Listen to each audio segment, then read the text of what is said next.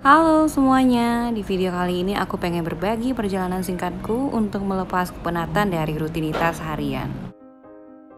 Dari kearifan lokal hingga perjalanan seru menggunakan kapal, dengan destinasi akhir, Pekong Laut yang menjadi magnet pariwisata karena lokasinya yang terapung di tengah laut. Tonton sampai selesai ya guys, karena aku bakal berbagi tips dan info untuk menjelajahi desa Sungai Kakap. Come on guys, let's go! Desa Sungai Kakap dikenal juga sebagai Kampung Bahari Nusantara. Bila berkunjung ke sini, coba deh ikutin jalan yang berada tepat di sebelah warung makan Mr. Aoyek. Maka teman-teman akan menemukan pasar ikan segar yang menjual hasil tangkapan nelayan lokal. Halo semuanya, kita sekarang udah di Pasar Sungai Kakap dan ini adalah area penjualan ikan segar yang ada di Sungai Kakap. Nah, buat teman-teman kalau kalian ke Sungai Kakap itu nggak melulu cuman makan-makan, habis itu jalan-jalan. Kalian juga bisa ke sini buat beli ikan-ikan segar hasil tangkapan nelayan hari ini juga. Ya, so di sini udah sama saya dengan Bapak siapa, Pak? Pak Man. Pak Man. Nah, Pak Man tahun ini usia berapa? Usia saya udah 80. Wah, sudah 80. Mantap, enggak nampak, Pak. Nah, Pak Man nih usia 80 masih produktif. Nah, Bapak nelayan lokal ya, Pak, di sini ya? Betul. Nelayan lokal. Saya Ya? nelayan lokal. Nah. Ada kapal kecil. Oh, ada kapal kecil. Tiap hari jam berapa, Pak Man turun ke? Tiap hari jam 3 subuh. Jam 3 subuh. Pulangnya jam 2 sore. Jualannya Jualan ini. dari jam 9 pagi sampai jam 5 sore. Saya jualan sini udah lama. Sebelum ada ikan beku jual di Pelemboyan, saya udah jual memang 10 lebih tahun. Udah 40 lebih tahun ya jualan ikan di sini ya.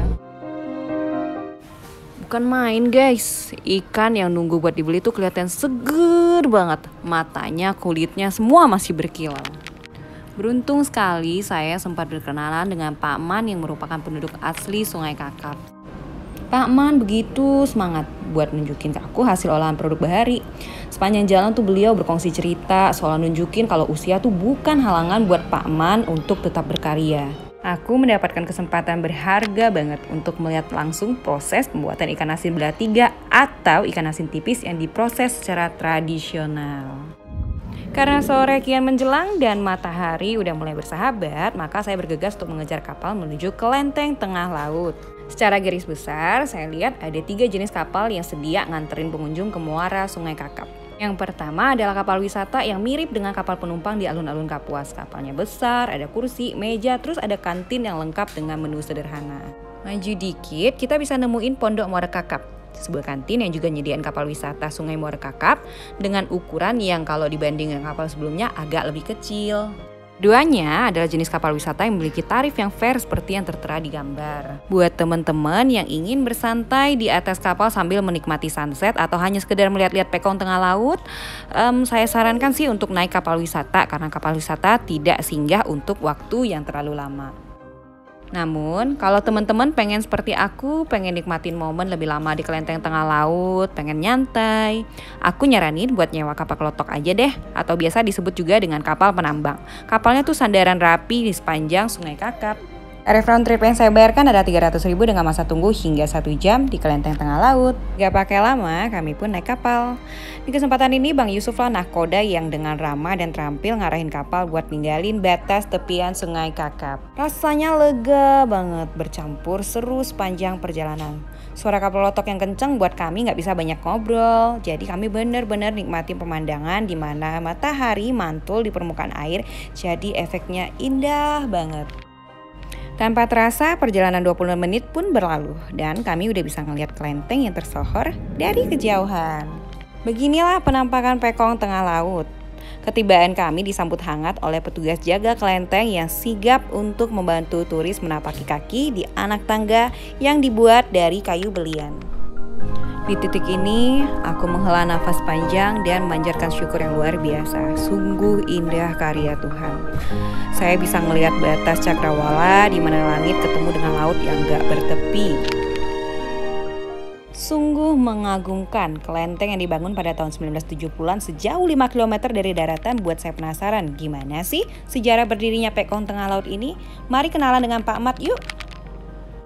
Saya 70 lebih saya. Usia saya. Saya lahir tahun 52. Teler tuh. Jadi saya Jawa ke sini tahun 65. Udah ke sini saya kerja laut. Diajak ini orang punya pekong nih. Pak Toaca sama Siaton tuh. Yang bangun pekong ini orang Cina Kek salahku.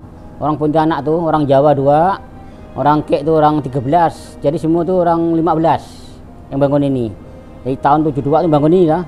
Bisa sembayang, tahun 78 udah boleh sembayang dah. Ini Dewa Kuang In, Dewa Laut, Dewa Langit. Menurut Pak Mat, kelenteng terbagi menjadi 2 bangunan besar. Kelenteng depan untuk memuja Dewa Langit dan kelenteng belakang untuk memuja Dewi. Dan pada keempat sisi pagar terdapat altar pemujaan terhadap 4 juru dewa laut sebagai rasa syukur dan nikmat atas keselamatan yang diperoleh oleh para nelayan selama di laut. Buka terus. Oh, selalu buka? Buka terus. Jam 7, kadang-kadang jam 8. Pagi. Paling telat jam 8. Nah, suka hati saya, enggak digaji. Yang penting kita ada orang ngasih, terima, enggak ngasih, enggak terima. Gitu ya. Saya tuh suka sih, orangnya itu baik, yang punya pekong ini baik sama saya. Nah, saya suka itu sama ya, agama pun sama, saya anggap sama semua lah. Ndak Cina, ndak Bali, ndak Dayak, sama kak. Tuhan kan cuma satu, tujuannya sama. Selain wisata religi, Pekong Laut juga diramaikan dengan pemancing yang tampaknya sudah sering banget ngabisin waktu untuk nekuni hobi mancing di sana. Semuanya nampak sangat bersahabat dan mereka nggak sungkan loh bagi-bagi ilmu, bahkan dengan kami yang sebenarnya juga nggak bawa pancingan. Kan beberapa di antaranya nyewa kapal untuk mancing ke lepas laut. Hati-hati ya Om, semoga dapat hasil tangkapannya banyak banget. Setelah 1 jam berlalu, kami pun bergegas naik kapal untuk pulang. Sungguh indah dan bermakna wisata keluarga kali ini. Kami pulang dengan perasaan puas dan bahagia setelah memanjatkan doa dan syukur kepada dewa-dewi. Setiap detik yang kami habiskan di perjalanan ini terasa bermakna dan akan terukir indah dalam memori sampai waktu yang tak terhingga.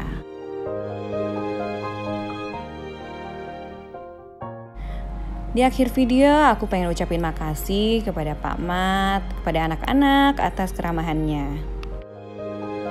Makasih Pak Man, Bang Ferry atas sambutan hangatnya.